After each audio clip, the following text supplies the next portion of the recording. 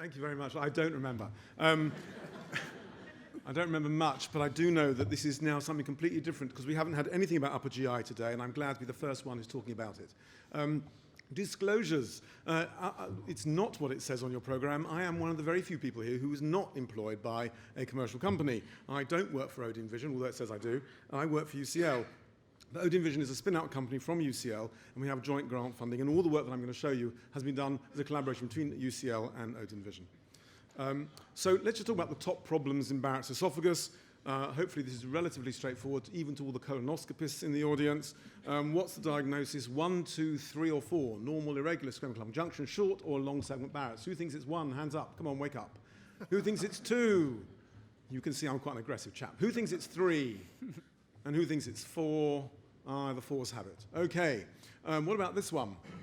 What's the diagnosis here? Who thinks it's 1? Who thinks it's 2? Who thinks it's 3?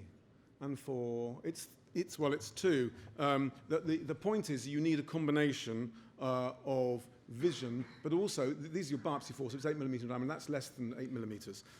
This was an irregular squamous lung junction, and AI may be able to help with all these sorts of issues.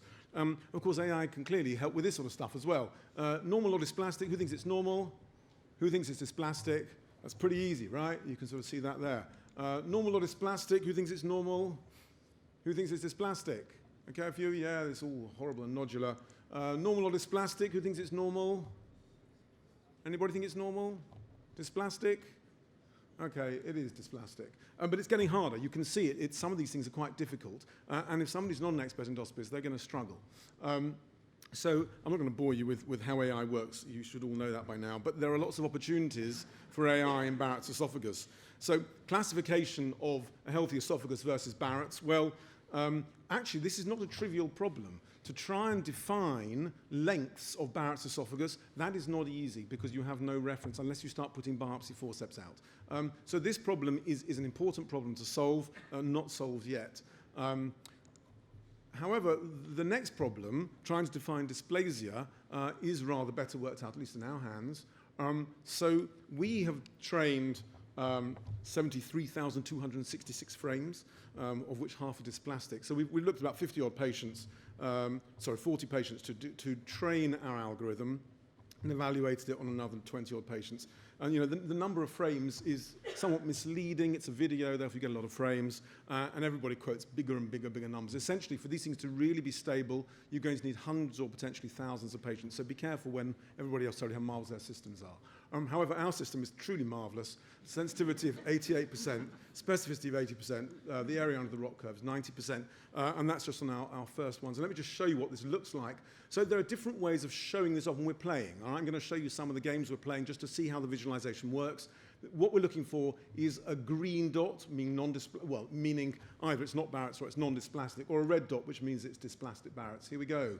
So this is just by the way, this is a messy video. I did a messy video on purpose. I don't want you to have high-quality videos like everybody else is showing. I want to show you real life, okay? It's a mess. I don't know, has anybody noticed this? So it's still looking green, but as we're going to the Barrett's, it's still green, but actually, you're starting to see some red here. This is the sort of area of dysplasia, and it's detecting it for you. So let's just move on and just show you some of these interesting videos. So the one on the left, this is a different way of displaying. It's showing you how much we think it's dysplasia, how much we think it's not. Again, messy. This is actually a non-dysplastic area of Barrett's, showing mostly green. Then you look at your next one. This is an obvious visible lesion here, and it's obviously showing you lots of red. Okay, and your third one, which actually is rather more difficult. I personally don't find this video very straightforward, but this is actually the dysplastic area, and the dysplasia is showing up very easily here. So this hasn't taken a huge amount of time to develop. Machine learning, the deep learning we're doing here is phenomenally powerful, and these models will only improve with time. But then the next question is actually where was the abnormality in the video? And of course, it's about the detection and characterization you've seen in polyps, but it's a little bit harder in Barrett's. So what we've done is we had a series of expert labels are all sort of more than 90% detection rates, and they've labeled a whole load of these images. So you can see the lesion there. That's the label from a few experts. The AI has been taught that's what's abnormal. The top one is actually a bit more complicated because it's not really clear where the dysplasia is. This expert said there, but other experts have said something different. And in fact, the AI has worked out that's the best place to take your biopsies from. And then you've got some sort of representation. This is the actual image. We've represented it here now with the sort of false color image. And the redder it is, the more likely it is to have dysplasia. The dysplasia seems to be somewhere over here.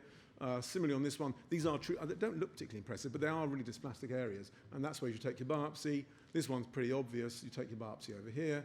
And the fourth one, actually, I'm sorry, this doesn't project brilliantly, but you can see here there are quite a lot of areas which appear to be abnormal.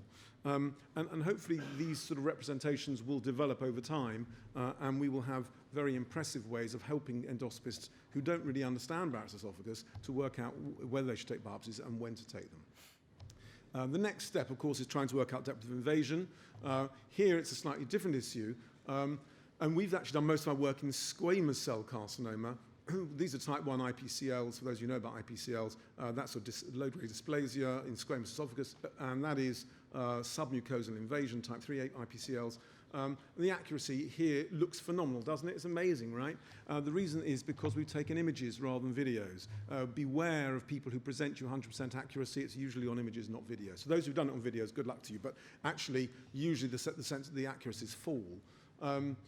You can do the same thing, presumably, on Barrett's. We haven't got there yet, but it's coming. The next issue is around landmarks. The upper GI tract is a little bit more nuanced than the lower GI tract, and actually all these 10 points can be characterized, and we've published on that recently. So we're developing a system which you can imagine will actually tell the endoscopist where they've been and how well they've looked at it. And finally, assessment of therapy. You identify what you're going to resect. This is the dysplastic area here. You mark it out, and then you chop it out, and your AI will be able to tell you whether actually you've removed all the dots. Not terribly difficult as an AI problem. So I think there's a suite of AI tools coming along from Barrett's esophagus. If anybody wants to buy Odin Vision up, let us know. And just a quick plug, the BSG is developing a focus group for AI, and they've asked me to lead it. So if anybody's interested in joining the focus group, and if you haven't told me already, please do, because I'd like to get everybody involved. And I'd just like to thank the whole team who do the work, and particularly to Mo Hussein, who's sitting up there at the top, who's actually done most of the work that you've seen here today. Thank you very much.